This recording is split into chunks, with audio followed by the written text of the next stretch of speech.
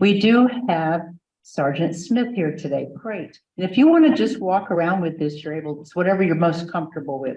It will move. Okay, that's happy. Okay, great. So glad you could be here. Thank you. You didn't wait long, did you?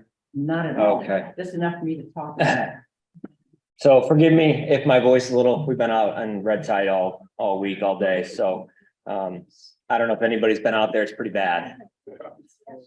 So I don't know if the report's up there, but I have. Yes. So, the report for February 1st through the 28th. So from February 1 to 28, 2023, there were 332 calls for service on CSD Key, 22 incidents or 7% total were persons or property crimes.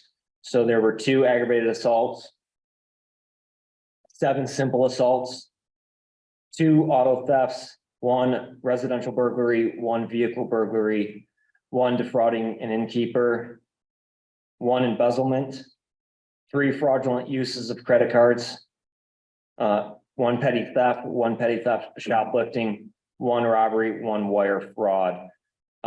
So out of 2 auto thefts were reported during this time frame, both vehicles had their key fobs left inside of them and were unlocked. So I know I say that every time I come in here.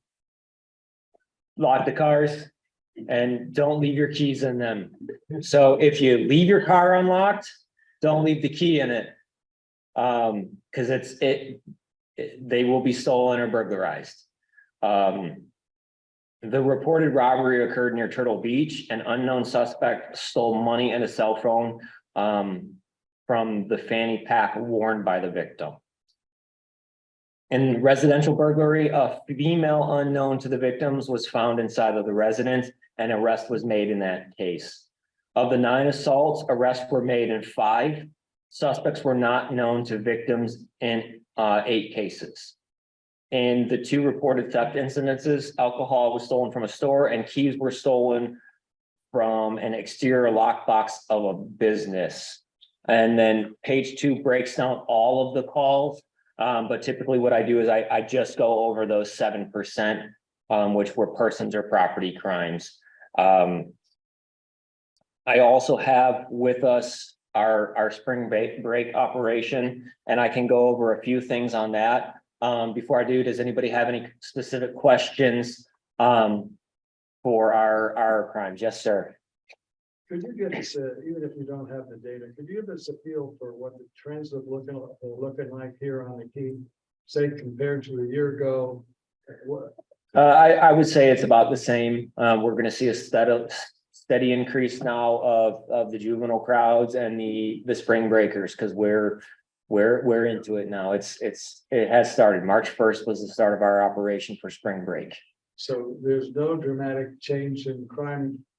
Well, it's happening all across the rest of the country. You're telling me I'm not questioning, honest to God. I don't make the reports. No, I know. But this is what's given to me. And since I've been here, and I've been here now a year, because I started in February of last year, our persons or property crimes, the calls for service, since I've been here, every monthly report hovers around that 6-7%. So as far as what I'm being given from our crime analysts that have much better degrees than I have, this is what they give me, and it has been that 6-7%. And I can ask the crime analyst to maybe give a graph of the previous to show, because that number sticks out to me every time I come. It's around that 6-7%. There may have been one that was an 8%, but usually it's right around there. Now that number represents the percent of the total of the serious crimes. Is that what does that say? It's out of the 332 calls that took place from the 1st to the 28th of February, 7% or 22 of those 332 calls were persons or property crimes. And that's what I outlined here in the first box there. Yep. That's what I outlined there. So that's So if they could give you data over time, Mhm. on the 300, what's going on with the total count, right? And what's going on with percentages that you find particularly helpful, right? That 7%. Mhm. If they could give you that, show you that data, it's called time series data. If they gave you that data, time series data, that would be really helpful for people to understand. Because everybody watches television, we know crime is going up all over the hell, right, in this country. Right? Sarasota is a very safe place to live, and our crime rates are not a representation of the rest of the That's country. great. But let's see the data if we could. Sure. Yes, ma'am. Question concerning these flash mobs that are appearing on the beach. Why are none of the young, they're all under 18 Mhm. minors? Why are there never any cited? No one cited for underage drinking, They are. smoking pot. They are. Where are they in that report? They're not in this February report, but There when. were 2 incidents in February. So there, me and my personnel, we will cite if a citation is warranted. If education and parents being called to retrieve the juveniles, depending on the situation, if that's the most beneficial, then that's done. But we routinely will cite juveniles in possession of alcohol. They don't go to jail. It's a citation. I've seen, I mean, because the numbers are so great in these flash mobs, Mhm. I've seen the sheriffs there and they are not approaching them, they're watching them because there are hundreds of kids. It depends on the situation. Every situation is different, and me and my personnel do go into the crowds. And make contact. So we may not just rush right into a crowd of 300 or 400 kids when there's 3 of us. But we do go into the crowds and we do make enforcement on violations and law violations that are seen, yes. I've not seen any reports on that. You're saying that that's because they just go to the parents? They're not arrested. They are cited. It's a juvenile civil citation. And then they're released to the parents. There's a juvenile civil citation, and it covers a wide range of crimes. And there's certain particulars and things like that they have to qualify for. They can't just do it forever. There's a certain amount of times that you can participate in it. But they are charged on a piece of paper. It's all filled out, and then they are released to the parents, and then they need to follow through with the court system. Within, I believe it's 10 days. Because I know that when the flash mobs and the one that on Memorial Day that ended up shootings, they're told to disperse. No one other than that, or they will trespass, no one's but the sheriffs that are there. Well, you need to understand when there's a priority. So is keeping fights down, keeping people safe. When we disperse a crowd, if we're tied up writing we'll say a minor violation, if we're tied up for 2-3 hours waiting for the parents to come out on a possession of alcohol, that takes us away from that crowd and away from being able to be in the village and away from being able to monitor the crowd, keep people safe, keep them safe. So it is a priority on that particular day, that particular crowd. So if, like I said, if we take them, we have to take them back to our office, call the parents will come, and then this information all filled out. That takes a lot of time. So then there's no law enforcement presence out there. Is there any way these kids in a spot? I know on President's Day, they were from Venice. Following last Saturday, they were from Northport. And there are, 500-700 kids. How, is there any way that you, because they pin a spot and they send a message, can you see this? How do you break this cycle to be prepared and avoid getting a group of 500 people? Well, that's kind of the nature of what happens where they all just appear out there. I can't put the bridges up. I can't just stop kids come over the bridge and say, you can't come out here, go the other way. I can't do that. You have access to social media? No, I'm not a crime analyst. The crime analysts, they will monitor that. They have different channels and things like that they monitor. Our intelligence unit does the same thing. So if something comes across their channels, they'll advise us and we'll be prepared for it. But I can't just stop cars in a roadblock and make anybody under the age of 18 turn around. Well, no, because I know that they, like, and last year, on President's Day, when there was 1,500 kids out there. No, you don't have enough enforcement to control that crowd. But they had been out at South Lido, and they were sent away from there, it's county property, and they were. Well, that's Sarasota Police Department's jurisdiction. Right, and County they- property, yes, but So they leave there, and then they came out here. mhm. Is there communication between Sarasota City and county, say, hey, we just dispersed all these kids. Put some sheriffs there and Where where they gather at access to. And we are there. And When when the crowds come up and they all come up, we are there. We were there on Memorial Day. Hold on a minute. That's not true because we called 911 and the deputy closed the case saying there was no crime scene. And they knew they were coming before they got there. What's the So- case number that you're speaking of? He didn't ask. no, we didn't. What's the case number that you're speaking of? And I can research it. I'll send you the 911 recording as soon as we get a copy of it. So just stop. I don't because- want the 911 recording. Hold on, Sergeant Smith. You knew that the kids were coming out there. There was 1,500 of them, all on TikTok and everything. You were not working. You were not Which day? working. Are you talking real day? Are you talking about last Saturday? I'm talking about President's Day and every other holiday. And I'm getting upset because I wasn't going to say anything. But when I hear that you're doing something, they're not. The deputies wouldn't go out there because Mr. they Holderness, said they if were that's your scared. opinion, that is your opinion, but we are out there. No. You did not go out there. We called 911. There's so many calls because these kids were getting beaten. So don't tell me that because my guest called and I had to give back thousands of dollars. Now, if you want to be honest and say, I was told to stand down, that's fine. I wasn't going to say anything. I'm almost sorry I did because I just want the truth to be told. Nobody was told to People- stand down. Yes, they were. Okay.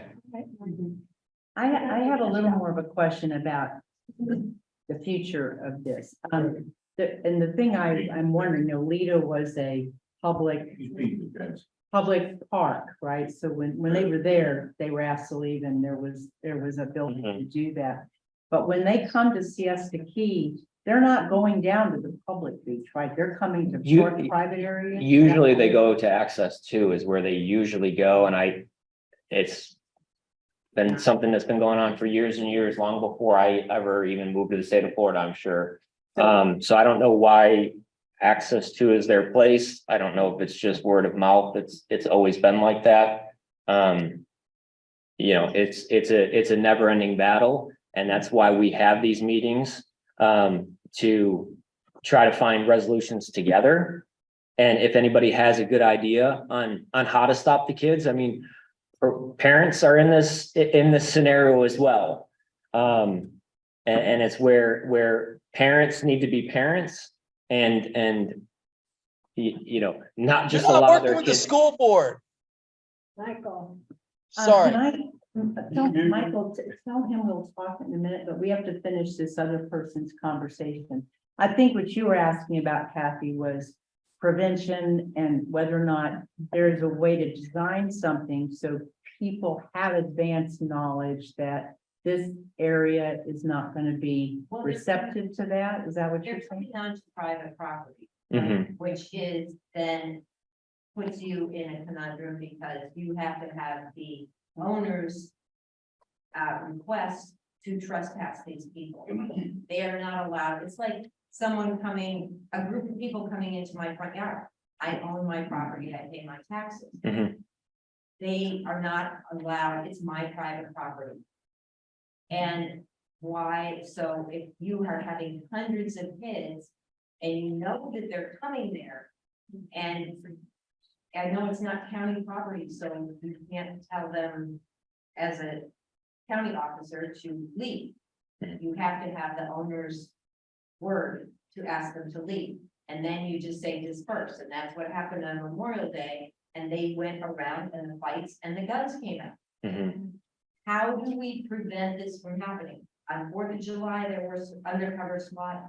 I was told, told us, there were many undercover policemen. There was a lot more enforcement. If we know that they gather on President's Day and holidays, Memorial Day, all of these holidays, can't we do something to preempt it, to keep this from occurring?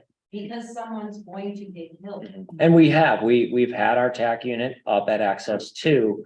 But like I talked about, the priority of calls and the priority of what is happening at that time. For instance, on this sheet, there's a robbery. If a trespassing call and a robbery call comes out at the same time, Trespassing call 500 kids. Is that not a priority? it is a priority, but when it comes to the numbers of law enforcement that we have, and as Siesta Key goes, Siesta Key has more coverage than a majority of the rest of the county. Especially during spring break, busy times. But if we're sitting there at access 2, we'll say, and a call comes out towards the south end of the island for a burglary with 3 people burglarizing a home, that will take a priority with a law enforcement response, or a robbery, or any other, we'll say, higher felony crimes. Another question I was wondering about is that particular area, because a lot of the land there is private, but there's still public beach people get to, but they're coming Right. through property basically to get there. Is that in part because we have no lifeguard in the general area of, say, access 7 going north? There's really not a lifeguard stand. Because it's not a county park. Well, like access 7 it has a big house there. It's all a park there. Well, right, I'm but the accesses that go out and, there's the access that goes out that gives people the access to westward of the mean high tide water line. Right. Which everybody in the state of Florida is allowed to enjoy. But being that it's not a county park like it is at 948 Beach, and I think that's why there's no lifeguards there, but I can't speak of the Okay. county of why the county doesn't have it. And the only thing I can say is because it's not a defined county park other than that access going straight out. Yeah, so maybe it's a great opportunity, and Kathy, I know it's an opportunity maybe to do some, citizen help, you know what I'm saying, in terms of ideas and solutions. What kind of things do you have on the table to prevent this from happening? We know that it's happened multiple times. We've had shootings, Mhm. we've had guns on site. Well, we've had beatings. 100% of crime is not preventable and it never will be. Yes, So it's not possible for me to say that I can prevent crime 100%. And it's not possible to always predict these crowds coming out here. A lot of the nature of law enforcement is reactive by nature because it's just how things happen. There's an action and a reaction. So the crowds just pop up and then we react to the crowds. It sounds like what she's saying though, is these are predictable events. That's what's different, that's what's different about it. And I don't believe all these kids have their parents that you can get to. Their parents are all gonna be out north somewhere out of the state of Florida. So I don't know how you're getting, teaming up these kids with their parents and letting them go. I mean, I don't understand that question. Why are we letting the kids go? well, you said. It's a juvenile civil citation. And we have to give a reason why we don't issue a juvenile civil citation. If we do a physical arrest or a probable cause affidavit or a notice to appear, we have to give a reason why we didn't use the juvenile civil citation. So the juvenile civil citation will be used unless there is that reason. So part of the reason the kids are coming here and it's becoming more frequent, like it was on President's Day, this Saturday was not a holiday. Those kids came from Northport. The majority of them were not here. Who says that they came from Northport? Majority of them came from north, from Palmetto areas of north of us. So I'm wondering where you're saying that they came from Northport, what There were some people that. if there's a lot of there's a lot of word of mouth things that are not actually factual that I hear a lot. Where it's one person said this, then the next person said this. I don't think a lot of those kids came from Northport. Maybe there were some, but a majority of those people were from north. And those were the same, that's the same area the kids came from on Memorial Day. I would have to look that call up and see. And I mean, it's kind of a memorable one. I ride a bicycle. I live out here. I'm on my bicycle every day all around. And that's why I come across this and I've come across the kids and seen where I've been down. And I've seen sheriffs, you know, watching them and said, we don't have the support, we can't do anything. So what we did from Memorial Day to 4th of July. So we had our TAC unit at access to. The kids did not go to access to and conjugate there on the 4th. And they came to the main beach. So then we dealt with the crowds of juveniles at the main beach. So we did change what we did from Memorial Day to 4th of July, where it did. We can, yes, but like a pop-up crowd on a Saturday, a random Saturday is something that's not really predictable. Right, but the first time, I mean, generally, this is the first time it's been that many kids on a Saturday, which wasn't a holiday. We had St. Patrick's Day coming up soon and. Well, that's during spring break. That's during the spring break operation. So we have massive amounts of numbers out here for our entirety of spring break. So they will be out here for St. Patrick's Day. I mean, 4th of July went very well. Right, and it's what we did differently on 4th of July from Memorial Day, where we did have the you said undercover, the TAC unit, where we did have them at access to in an attempt to prevent them from all going out there. And then they did come to the main beach and we dealt with them accordingly at the main beach. That's because you can deal with them better. That's a county property. And They'll go somewhere. If they're not at 2, they'll go to the main beach. If they're not at the main beach, they'll go to Turtle Beach. So they will go somewhere.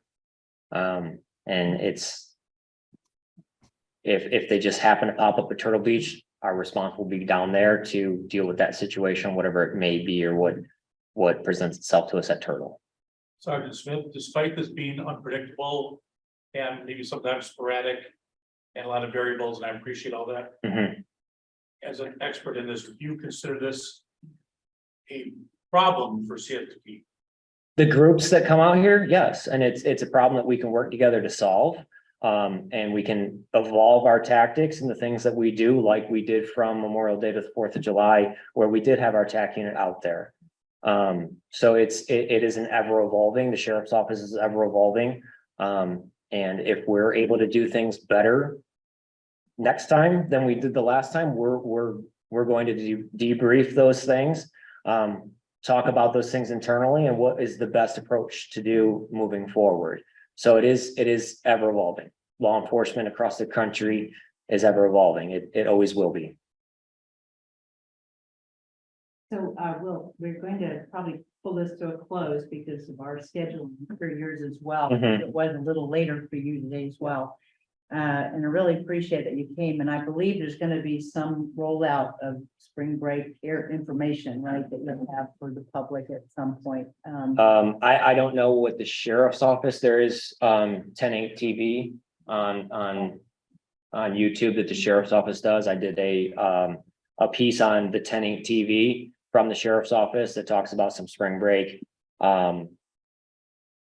enforcement activities that we're doing and kind of what we're doing. I can go over this quickly. So March 1st through the 19th is our spring break operation timeframe. So during that time frame is when we're going to have all the increased numbers out here. Significant dates are March 1st through the 31st. So basically the entire month of March is going to be the universities, which we typically don't see tons of problems with the university crowd. March 10th through the 20th is local. So that's the kids, that's the flash mobs, that's the groups. So 10th through the 20th, Manatee, Sarasota, Charlotte County Schools, they're all on spring break at the same time. And that's where we see a lot of our issues are with the younger kids that are still in high school, not university level kids. St. Patrick's Day is the 17th. The county fair is the 17th to the 27th. And April 1st through the 10th is Fort Wayne, Indiana and Buffalo, New York crowd.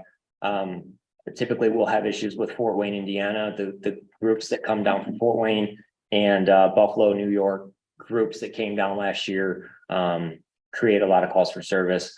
So those are some significant dates. Hurricane Ian effects to the south. We may see a lot more crowds here this year than we have in the past, just because Fort Myers Beach is closed. I don't know if it's going to be reopened anytime soon, but the information that I got is that it is closed. So we could see a lot more people come here that usually vacation there. And 10 TV, if you guys don't watch that or haven't watched it, a lot of good information is pushed from the sheriff's office through their YouTube channel, 10 TV. Sergeant, quick question. A lot of us, at least I didn't realize how serious a problem this was, and I've been on the case since 64. This whole thing is just blown out of, so I'm really surprised by it. Could you just, what percent of the splash mobs that have caused real damage and committed illegal activity, what percent of the people, kids involved, you think are locals, and what percent are? I don't have those numbers. Yeah, what would be your guess? I'm not gonna guess. I don't have those numbers. So we don't know whether they're locals. There's a good mixture By locals, of you mean CFP residents? Or do you Sarasota mean County. MAP Residents, or do you mean I mean, the whole area? of Sarasota. They're in Sarasota. Sarasota County and Manatee, yes, they're in those two counties, generally. We think all the They're flash, coming from, most of these are coming from Sarasota, Manatee counties, yes. I think that's right. That's very interesting. I don't have those numbers. I can ask the crime analyst to give the numbers. It might be tough for her to give me those numbers because not every one of them sat down and documented and said, where are you from? Yeah, so I get it. a lot of times when we do go out there, they disperse and run off.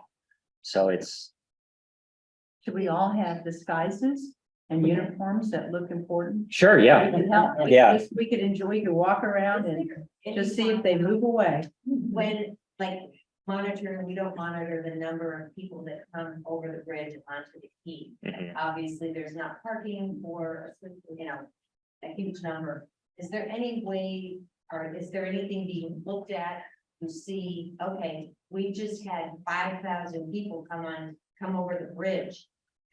Can we stop that some, or slow it down and say, okay, there's 5,000 people who drove onto the key today. There's no, Hopefully I cannot stop somebody from coming over the bridge. like, if there, I meant like signage that says, okay, there's parking lots are full. There are signs out now that say, you know, parking enforcement. And I just saw it 70. yeah, 7450. So that we have those signs out, but I can't stop cars from coming over the bridge. But the interventions of redirection of the electronic signs, you're gonna be using those as well. with the- They're out now. Okay, Yeah. good, okay. good. And there are camera systems that we do use and monitor. They're monitored by our communications center. So if any vehicles come over the bridges and if they're set up, and so those are monitored. So if somebody that's wanted or a stolen vehicle or other things, it does get monitored and it does get pushed to us that X vehicle came over the bridge that is stolen out of Manatee County or whatever the case may be. So there is that system in place that does alert for specific things. Because I know there's a, like, parking lot full at the main Mhm. parking lot, and there are. Trust me, that doesn't stop people from coming though. They don't care if the parking lot's full, they still pour, because we put our sandwich board signs up. When the parking lot's full, it says, Because there's that turn lane that goes in. And if that turn lane, even though it says lot full, Mhm. people pull in there, but then people continue behind them, which then backs traffic up Mhm. from the beach. Last year, I forget which holiday it was, 4th of July or whatever. traffic gets backed up. That's gonna happen on those all the way holidays. over the bridge, Mhm. and the traffic people say, okay, the lot is full, you are not allowed to stop in the straight go ahead lane. We don't have them. It's just the influx of people. We don't have them stop. We shut down the intersections, Memorial Day, 4th of July. It's shut down, it's divided. People that are coming into the parking lot. There's a certain amount of cars that are allowed in that turn lane. Anybody outside of that is made to go straight, even if they want to park. And that happens every holiday. That beach parking lot is shut down. With the traffic unit and then a special detail of sheriff's office personnel in golf carts that park each individual person when a parking space comes open. So the intersection is shut down. And we make sure the traffic keeps flowing in both directions. But it's just such a massive influx of people on a one-lane road. But they are not allowed to stop there. They can't block traffic. I know, I rode my bicycle through and it was like, okay. Then you should have saw us all in the intersection and But I didn't see anybody telling people you need to move. we absolutely were. That's part of the operation for those events where it's a certain amount of cars are allowed in that turn lane. And then once that last car is there, which would block traffic, they're forced to go straight and keep traffic flowing. We're gonna let you go. Okay. I think we're gonna, all of us have to pay attention and. That's the thing, sharing. if, the, one last thing is, a lot of times people will see things, but they don't call. Or they see us in 7-Eleven or on the four-wheeler somewhere 3 days down the road and they say, hey, I saw this last. It's important, if you see something, report it immediately. Whatever it may be, a suspicious person, a crime that you observe, whatever you see, it's important to call 911 immediately and get a law enforcement response. Because if it's, 3-4 days down the road, we're already behind the curve. Okay, so. Yeah, and it does matter about having a record of those things, so you have some sense about the volume of things that people are noticing. I really appreciate you here today. I know Okay. you got a lot of things ahead of you, so Yep, thank and you so much. she has my contact information. If you guys have any questions or anything like that, you can get to Catherine, give me an email, and I'll respond back, okay? All right, thank you, everybody. So much. Take care out there.